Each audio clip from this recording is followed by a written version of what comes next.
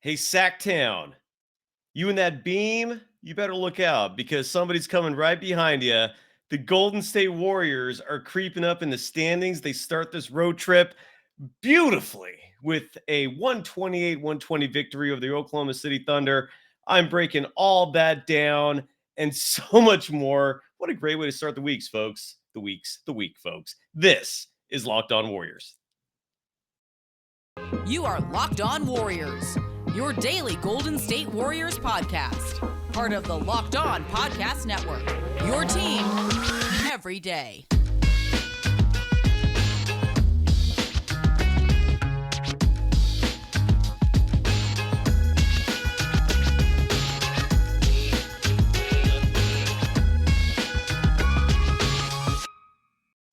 Thank you for making Locked On Warriors your first listen every day. We're free and available wherever you get podcasts. Today's episode is brought to you by PrizePicks. First-time users can receive a 100% instant deposit match up to $100 with the promo code Locked On. That's PrizePicks.com.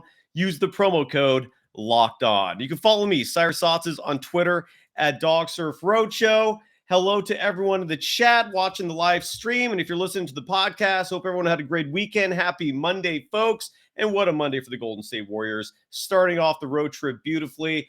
It's not every day this season where we start road trips on a happy note, yet so far so good. What up, Rebel, No Cap, Bruce Morrow, Supremacia, Andre, and everyone else jumping in right now. Again, the Warriors win 128-120 in a game that saw the Splash Brothers really be the highlight for this game, for this team. Steph Curry and Klay Thompson each playing 37 minutes. I'm not stoked on the minute distribution there, but despite that, they lit it up. 38 points for Steph Curry, 28 points for Klay Thompson on very efficient shooting nights. Steph, 8 of 14 from beyond the arc, 12 of 20 from the field total. Klay Thompson, 6 of 14 from beyond the arc, just shy of hitting the 50% mark, 10 of 21 from the field. Klay and Steph both had, Steph had 8 rebounds and 12 assists to go along with those 38 points. Klay Thompson with a quiet 7 rebounds tonight, and he had that game-closing dunk that really sealed the deal in this game. Jordan Poole, Raymond Hoyt coming out firing against Jordan Poole, by the way, with some criticism here. Raymond, you wrote, quote, "I'm surprised that Kerr tries to close out the game with Poole. His turnovers are killing this team." Well, let's look at the stat sheet for how Jordan Poole did tonight, who started again. And it's important to note that he did close the game out, unlike their last game when Donte DiVincenzo closed out the game over Poole. Tonight, Poole played 31 minutes. He only had 2 turnovers. I don't know where the turnover criticism comes from. He was actually solid in the plus minus, tied for second on the team with plus 10. Not a great shooting night, an okay shooting night, 2 for 6 from beyond the arc. That's 33%, right at the Mendoza line. That's where you want him. One weird thing about Jordan Poole that has not really been highlighted, maybe it should, is that he is the free throw champion, the reigning regular season free throw champion in terms of free throw percentage, but that number has dipped considerably this year. And tonight, he only went 5 for 8. Weird. That's really weird. I don't get that at all. In the season, now his free throw shooting percentage, which again, last year led the NBA at 92.5%. This year, it's at 87%. That does not reflect tonight, so that number is going to dip a little more. But Jordan Poole, I thought he played okay. Maybe if you're going to highlight a negative from his performance, and maybe it's not his performance so much, but it's his presence, given the fact that the team oftentimes was getting killed with offensive rebounds. Late in the game, the two teams were tied for points in the paint at 40 apiece. That number at the end of the game ended up being 54-46 in favor of the Thunder. Oklahoma City was getting a lot of second chance points. Josh Giddey hit a 3. Shai Gilgeous-Alexander, I remember hitting a 3 as well in the fourth quarter off offensive rebounds that they collected. So maybe that's the reference in terms of a critique for playing Jordan Poole, is that the team could have used size. They could have been a little bigger out there. And Steve Kerr, again, has this aversion to go into size this year. The why of that, who knows? But he's clearly no longer a fan of playing bigs. Again, the small ball starting lineup continued tonight. And when you look at the team's quote unquote actual bigs, Kevon Looney played 23 minutes off the bench. I thought he had a solid night. He grabbed 6 boards. Jonathan Kuminga only played 12 minutes, but they were an impactful 12 minutes. I absolutely love the fact that the dog in him is showing itself. And one clear example of that is the fact that he's trying to defend the other team's best offensive player night after night. He took on the Shai Gilgeous-Alexander assignment kind of personally. But again, Steve Kerr, a huge aversion to using bigs. JaMychal Green, a DNP, despite the fact that the last 2 games he played were fantastic. Patrick Baldwin Jr., who I thought they really could have used tonight, just because, again, 6'10" with 3-point shooting that is just outrageously lethal. He's got such a sweet stroke. DNP, James Wiseman, the biggest mystery DNP. Steve Kerr alluded to the fact that maybe Wiseman might be going down to the G League at some point soon.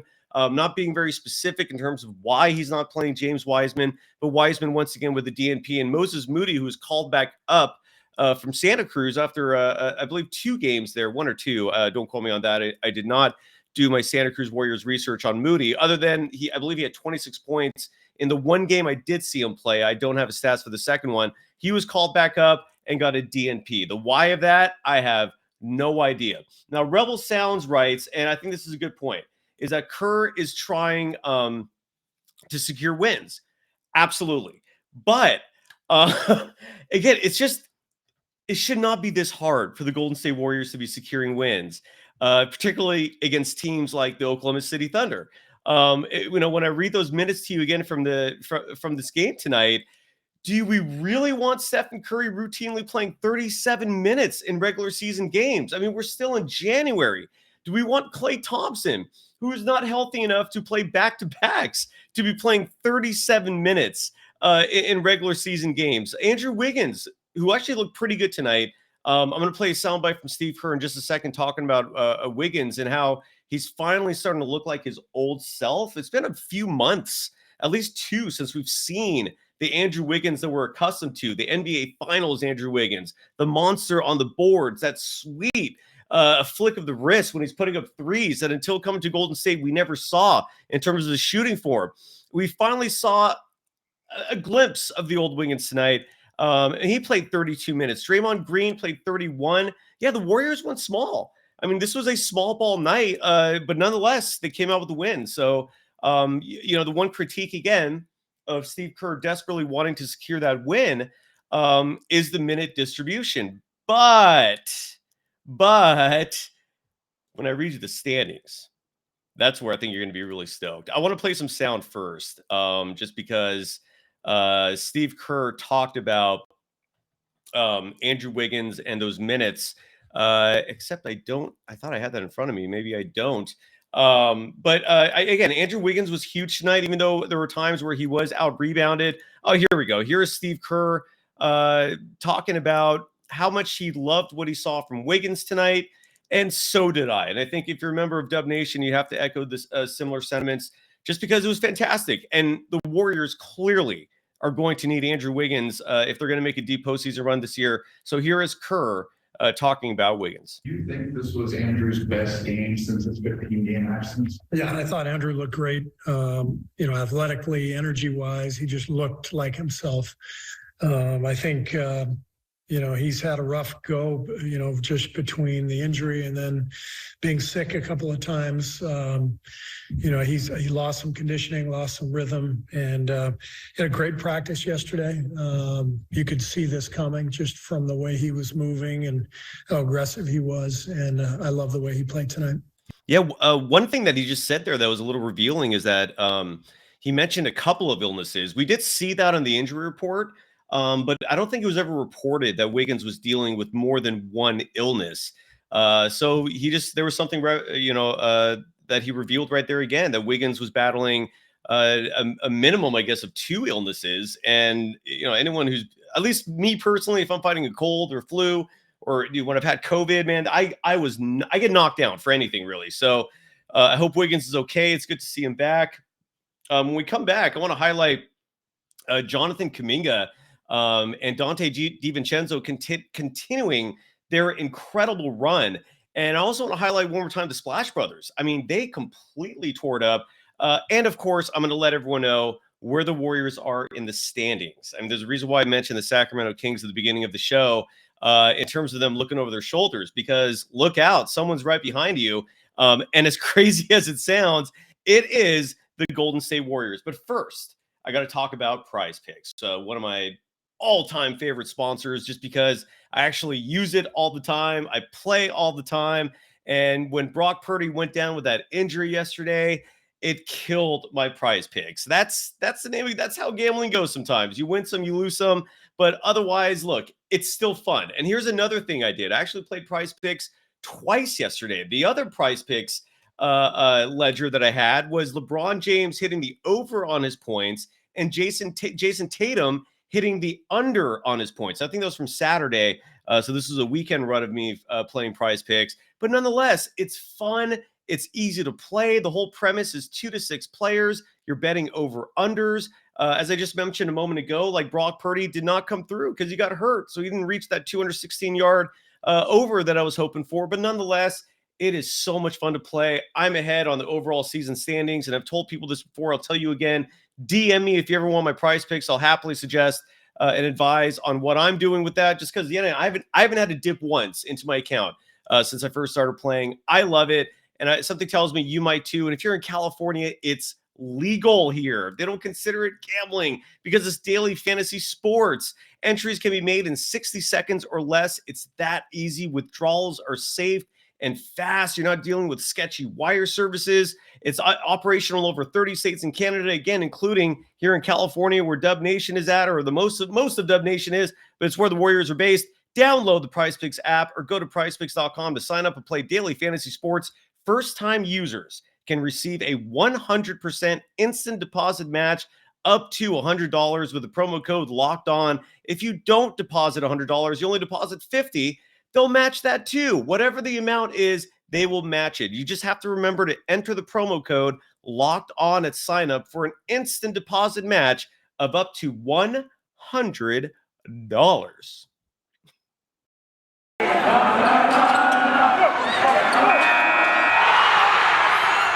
You are Locked On Warriors, your daily Golden State Warriors podcast. Part of the Locked On Podcast Network, your team every day. Thank you for making Locked On Warriors your first listen every day. We're free and available wherever you get podcasts. And once you're finished with me, go check out Game to Game NBA. Every moment, every top performance, every result. Locked On Game to Game covers every game from across the NBA with local analysis that only Locked On can deliver. Follow Game to Game on Locked On NBA, available on the Odyssey app, YouTube, and wherever you get your podcasts. Again, you can follow me, Cyrus Saatsaz, on Twitter at DogSurfRoadshow. What is going on in the chat? What are people talking about? Cover Zero writes, Draymond always dominates Gobert. Absolutely. I mean, if you, I don't know what that's in reference to. I'm sure I jumped into something in the middle of something there, but it drives me up the wall. Anytime I have ever heard someone say Rudy Gobert is even in the same class with Draymond Green in terms of defensive players, it is such a crime that Rudy Gobert not only has more Defensive Player of the Year awards than Draymond Green, but I think what he has 3 of them, 4 of them, or something like that. I'm trying to look that up right now. I'm going over to his wiki page just to see if they can reveal how many Defensive Player of the Year awards, and there it is right there. According to Wikipedia, not the most verifiable source of information, but when you're on the fly doing a live show, they might come and save you like right now.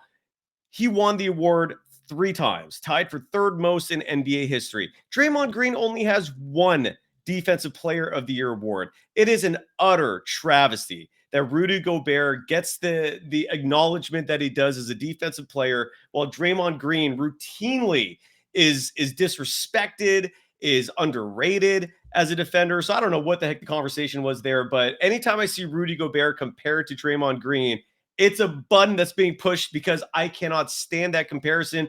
Rudy Gobert is a vastly overrated player in the NBA, and the Minnesota Timberwolves are paying that price now. I don't know who approved that trade, which was atrocious. The Utah Jazz committed pure, unadulterated highway robbery with that steal So congrats to the Utah Jazz. Congrats to Danny Ainge and the Minnesota Timberwolves. Man, what the hell were you thinking doing that? But Draymond to me is a top 3 all-time defensive player in the NBA. So whatever that argument was going on, and as Falcon 13 Eyes writes, Gobert is sativa, Green is dank. Yeah, sounds good. I like it.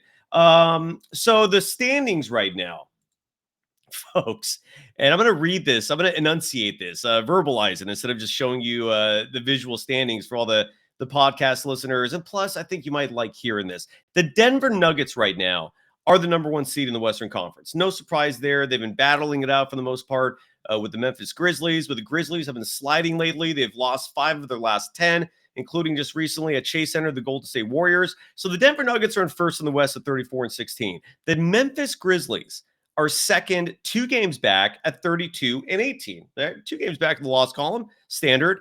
The number 3 team in the Western Conference right now are the Sacramento Kings. Congratulations, Mike Brown. Congratulations, Leandro Barbosa. Congratulations, Harrison Barnes. Is that all the ex-Warriors that are currently with the Kings right now? Regardless, bravo. It's damn impressive. You're just up the freeway, Interstate 80, to get to your arena. You are our little brother neighbor to the north. Congrats. But something tells me I think the Warriors are going to creep up. The Kings right now are 28-21.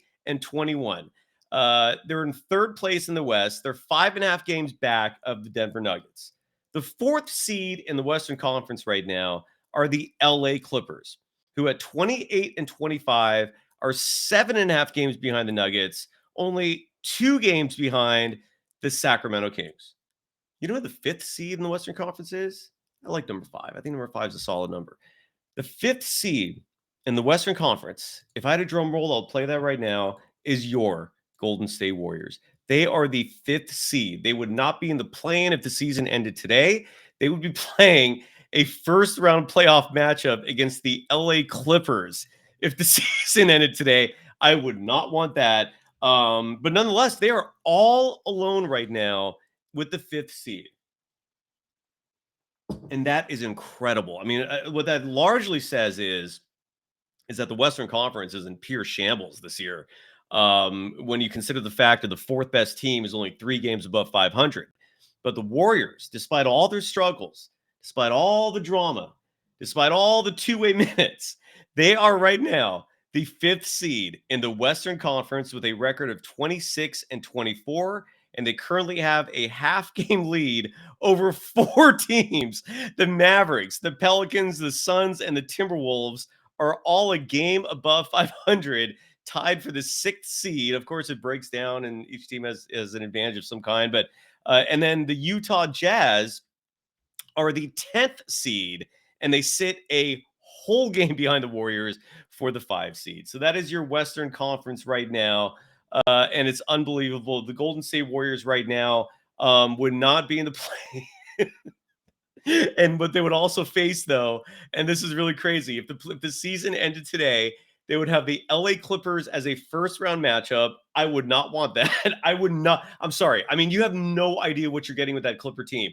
It might be easy. It might be a sweep. You also might have Kawhi Leonard and Paul George perfectly healthy, and you're dealing with the menace at that point. And then let's say you get past the LA Clippers, then you got the Denver Nuggets in the second round. So I don't know if the 5 seed is the best spot for the Warriors to be in right now, but they're in the 5 seed. It's been a while since they've been that high. Grilled cheese, by the way. No, man, I'm high on life, plain and simple. I also get really tired the moment the clock hits like 8 o'clock, 7 o'clock. So no, I take this role seriously, but talk to me after the show. It'll be a pretty different story. And Falcon 13 Eyes writes, the Dubs poop on the West. I poop on you. Who is that? Who's the character that does the pooping thing? Is that Triumph? Is that who does that? The insult comic dog, who is awesome. In just a moment, we'll wrap things up. There might be some more sound. Short yet very sweet Monday Night Live episode of Locked On Warriors, where the Golden State Warriors came out with a 128-120 victory over the Oklahoma City Thunder on the road. And again, they're 2 games above 500 right now. They're 5th in the standings. And I want to highlight a few players that deserve a particular large amount of love in just a moment. First, I got to talk to you about TurboTax because, folks, one of the most brutal times of year is just around the corner, and that's tax season. Look, go to TurboTax right now and don't do your taxes. Meet with an expert who will do them for you. TurboTax experts can relieve you from the stress of taxes and file for you so you can do not taxes. Show your eyes things that are not taxes. Unpack a moving box of not taxes. Taste not taxes. Sing not taxes, but rather a lullaby. Hope not taxes. Sleep through the night.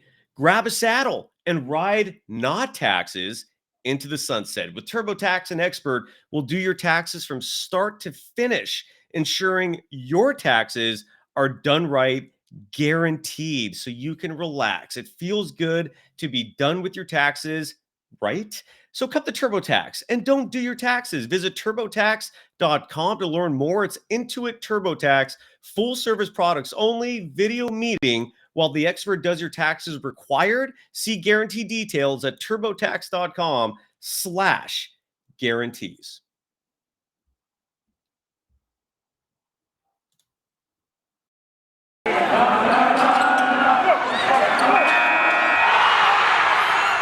You are Locked On Warriors, your daily Golden State Warriors podcast. Part of the Locked On Podcast Network, your team every day. Thank you for making Locked On Warriors your first listen every day. We're free and available wherever you get podcasts. Wrapping up the show, coming off again, the Golden State Warriors winning 128-120. Stephen Curry accomplished something fascinating tonight. He broke the record for most field goals made by a Golden State Warrior in franchise history. He passed Wilt Chamberlain, who previously owned that record. And here's Klay Thompson talking about that fantastic accomplishment. Congrats to Stephen Curry. And here's Klay showing some love. And Steph going for 38-12 and passing Wilt Chamberlain in most franchise field goals made. That's what a legendary accomplishment.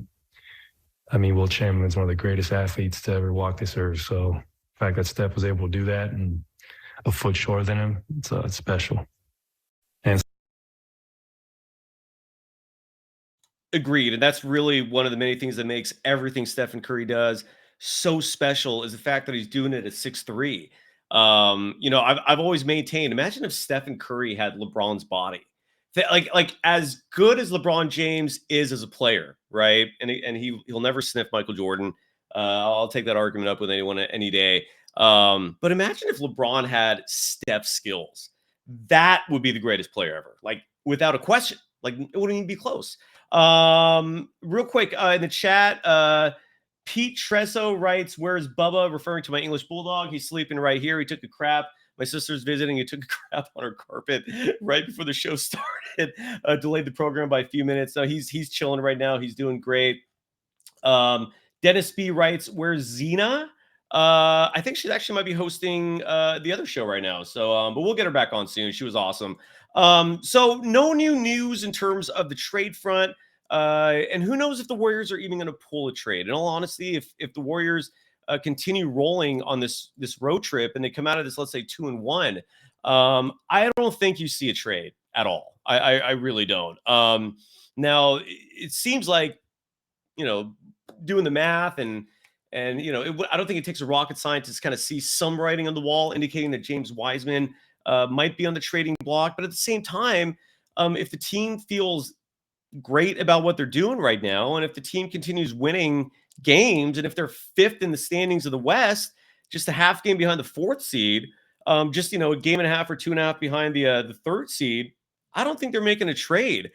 Their next game, by the way, is Wednesday. They're playing the Minnesota Timberwolves in Minnesota. Speaking of all the Rudy Gobert bashing I was just doing a second ago. And look, Andrew Wiggins always steps up for those games. Like that is when he sees the Timberwolves on the schedule, his eyes light up. He's ready to absolutely dominate. So that should be a fun game.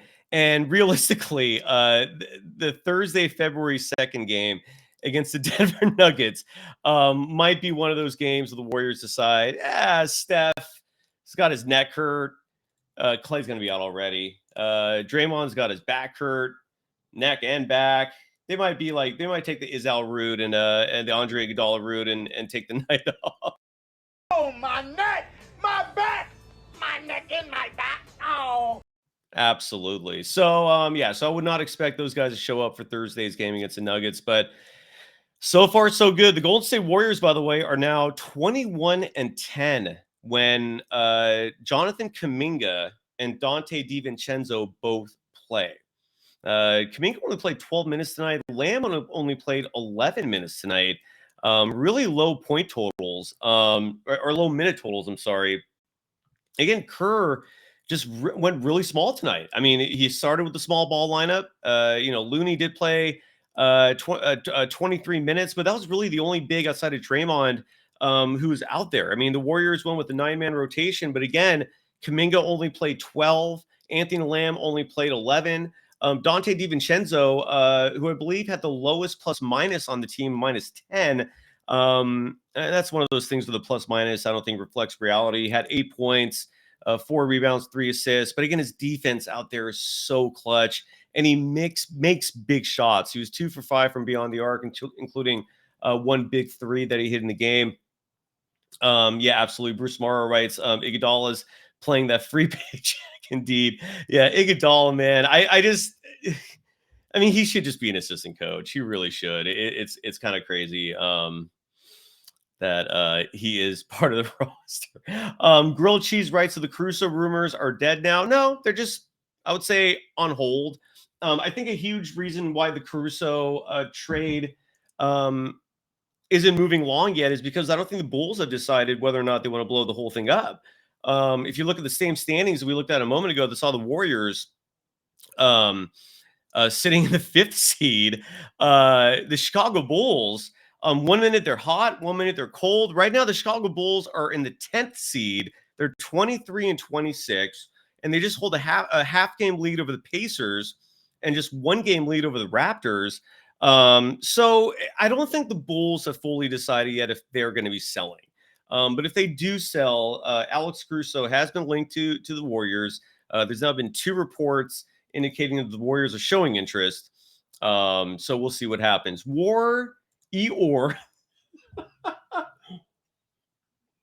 Excuse me. Wrapping these up. Warrior writes, this will be the last year small ball works. It's Kerr's downfall. We'll see. It's worth noting again that the last 4 teams remaining in the postseason last year all went small ball. There was not one traditional center starting or playing significant minutes for any of those teams. So I don't know if this is like a temporary thing and it's not going to last. Maybe this is the future. Maybe the small ball Nelly style is how the most successful teams are going to roll. I mean, I don't know. Maybe LeBron James will be a starting center sooner than later. I don't know. JFR writes, and by the way, before we go to JFR, Joe writes, don't need Caruso, JK, meaning Jonathan Kuminga is enough. I wouldn't mind both. Why not? But I hear what you're saying. No Cap is asking me to check out another podcast. Yeah, I might do that. Every time No Cap or anyone else ever makes those recommendations, though, I tune to them and I don't hear anything. I'm not learning a single thing. So usually if there's anything important, I will mention it on this show, I promise. But thank you for the suggestion. I'll check it out. And then I saw a comment here I had to read real quick. JFR, okay, writes, am I ready to make a call and if they can win the championship again? No, not yet, which sucks. But this team is not predictable. They're only 2 games above 500. No, not yet. I'll let you know. But I'm feeling damn good about it. But I don't feel like confident enough to make a prediction on it.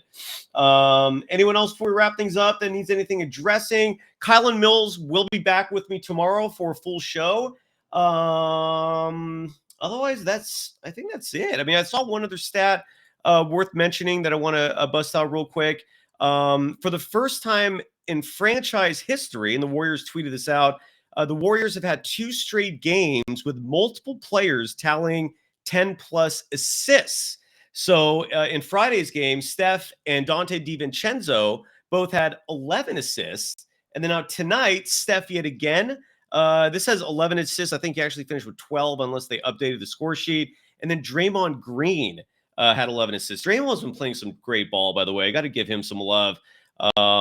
Very curious to see what happens with him after this season. There's a lot of mystery up ahead for this Golden State Warriors franchise. Makes things exciting, but also makes things a little anxiety-ridden, if you catch my drift. But yeah, Jamu, I hope I pronounced that right. It says, I agree, Donte is my new favorite Warrior. Ever since Klay came, he stopped chucking up shots. I think what you're trying to say is that since Donte arrived, Klay's been more careful with his shots. I think that's what you're trying to say. And then Howard Drake Pittman writes, I'm with Jacob. Oh, Jacob, I don't know. Okay, the one team I fear is the Bucks. They can't beat the Bucks. I call BS on that. I'm not afraid of the Bucks at all. Honestly, like the only teams in the NBA that I fear a little bit for the Warriors is the Celtics, obviously. And the Celtics are a fantastic team. The 76ers, oddly enough, simply because they've always given the Warriors problems. Embiid always manhandles the Golden State Warriors in that small ball lineup.